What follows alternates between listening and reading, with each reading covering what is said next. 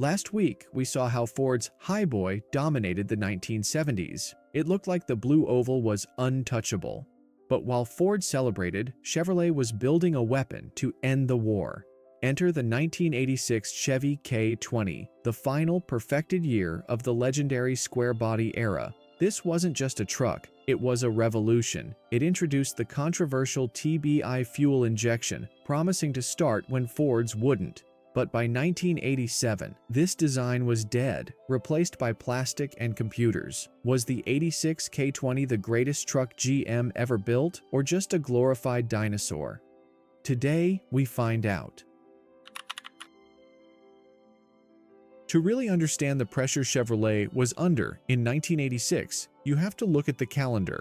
The square body design, officially known as the rounded line, had debuted way back in 1973. Think about that. When this body style first hit the lot, Nixon was still in the White House and gas was 30 cents a gallon. By 1986, the world had changed completely. Aerodynamics were in, boxy shapes were out, and frankly, the square body was starting to look like a dinosaur. For over a decade, Chevy had comfortably ruled the job sites, but in the early 80s, something shifted in the American mindset. Pickup trucks stopped being just farm tools and started becoming daily drivers. People wanted them to be comfortable. They wanted them to drive like cars, and this is where Ford caught them sleeping. Ford had updated their F-Series with softer suspensions and more modern cabs. They were stealing the lifestyle buyer, the guy who drove his truck to the office, not just the construction site. Chevy was in a dangerous spot. They had their next generation truck, the GMT 400, in development, but it wasn't ready yet. They needed the old square body to hold the line for one more year. They couldn't just slap a new coat of paint on it and call it a day. They had to modernize a 13-year-old platform to compete with Ford's best. They needed to make a heavy-duty truck that didn't punish you for driving it. The 1986 K20 was GM's answer to that problem. It was their way of saying, we might be old, but we're not dead yet. So, what was this secret weapon Chevy deployed in 1986? It wasn't a bigger engine, and it wasn't a new suspension. It was a computer.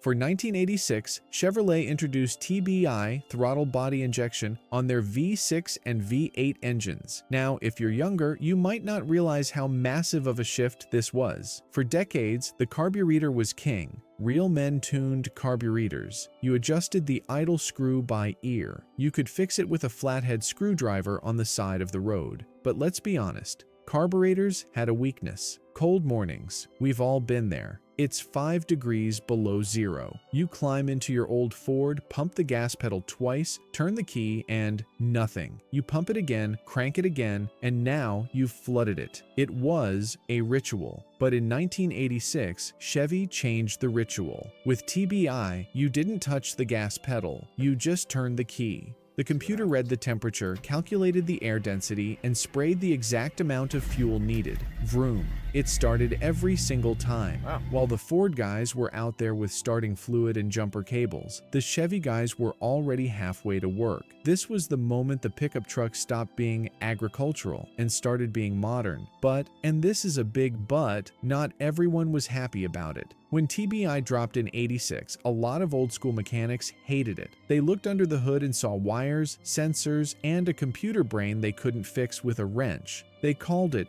unnecessary complexity. They said, if it ain't broke, don't fix it. To this day, there is a massive divide in the square body community. Some guys swear the '86 TBI is the most reliable system GM ever built, bulletproof and efficient. Others rip it out immediately and swap in an Edelbrock carburetor because they don't trust the electronics. So I have to ask you, and I want you to be honest in the comments below, did you trust that early GM fuel injection? Did you own an '86 or '87 with TBI? Was it a miracle that started in the dead of winter? Or was it a nightmare of bad sensors and check engine lights? Pause the video right now and let me know your experience. I read every comment. Because whether you loved it or hated it, TBI did one thing effectively. It terrified Ford. It proved that Chevy wasn't just building old farm trucks anymore. They were building the future, and they didn't stop at the engine. Now, if the fuel injection was the brains of the operation, the undercarriage was the muscle. And this is where the 1986 K20 didn't just compete with Ford, it arguably embarrassed them. You see, in the mid-80s, Ford was getting fancy with their suspension.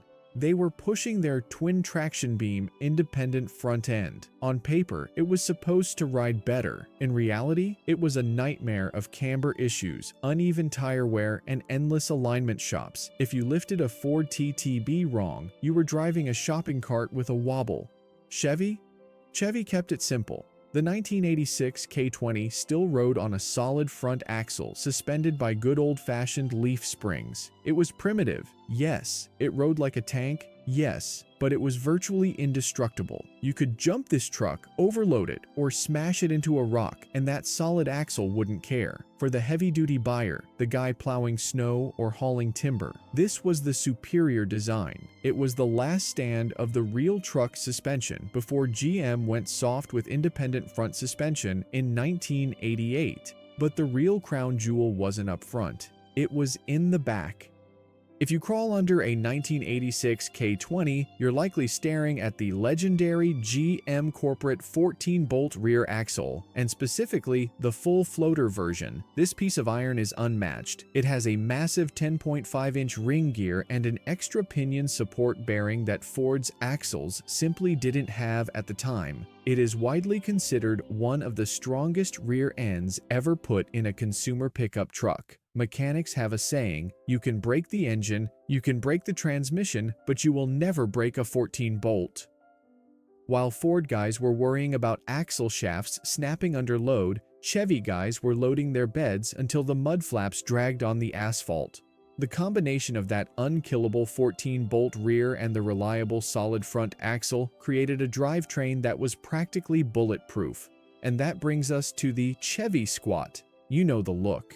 A K20 loaded down with firewood, sitting low in the back but pulling straight as an arrow. It wasn't just a truck, it was a workhorse that asked for more. This specific hardware package, the TBI engine, the solid axle, and the 14-bolt, only existed together for a very short window. It was the perfect storm of durability.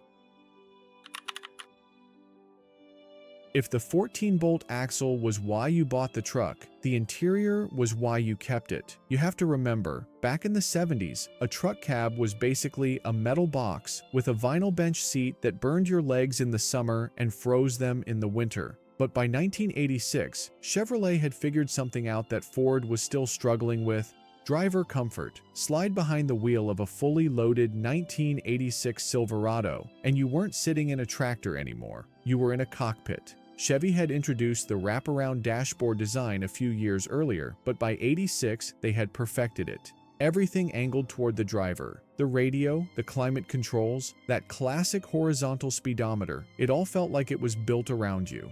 While Ford's interiors were flat, upright, and felt like a wall of plastic staring back at you, the Chevy felt civilized.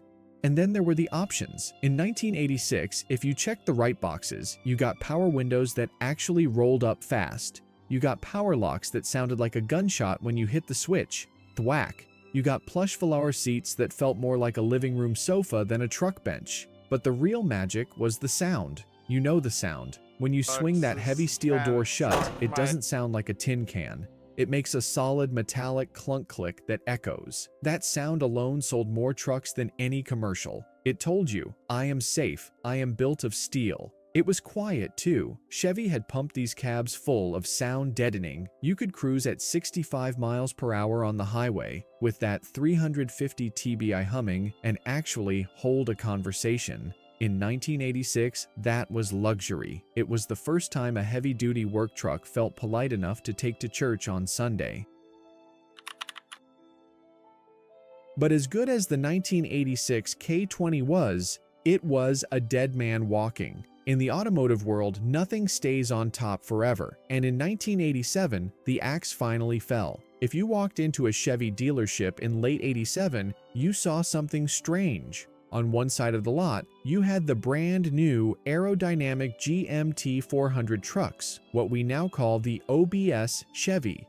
They were sleek, they had independent front suspension, and they looked like the future. but sitting right next to them were the old square bodies. GM kept building them for a few more years as heavy-duty crew cabs and SUVs, but things got messy. To stop mechanics from getting confused between the old truck and the new truck, Chevy did something sacrilegious. They took the legendary C and K names away from the square body. Suddenly, the truck everyone loved wasn't a K20 anymore. It was renamed the V20. The two-wheel drive wasn't a C10, it was an R10. It was the same truck, but the identity was gone. It was like seeing your favorite quarterback wearing the wrong jersey. That is why the 1986 model is so special. It stands as the final fortress of the pure breed. It was the last year you could buy a square body that was proudly called a K-Series, with the classic grille, the solid axle, and the heritage intact before the new plastic era took over. 1986 was the clean break. It was the moment the book closed on the classic American pickup. So, where does that leave the 1986 Chevy K20? History tells us that Ford won the sales war. By the 1990s, the F-150 became the best-selling vehicle in America and never looked back. But looking at sales numbers misses the point entirely. The 1986 K20 sits in a perfect golden sweet spot that we will likely never see again. It was the only truck in history to combine the unkillable heavy-duty hardware of the 1970s, that solid front axle and the 14-bolt rear, with the turnkey reliability of modern fuel injection. It was the bridge between the old world and the new. Today, if you try to buy one, you know the pain. Prices for a clean 86 are skyrocketing past $30,000, and for good reason. It's the last time a truck felt like a machine, not a computer. If you were lucky enough to own one, you probably regret selling it. And if you still have one, do yourself a favor, never let it go. This was the story of the last true king of the square bodies. If you want to see more battles between American legends, make sure to hit that subscribe button. We are just getting started.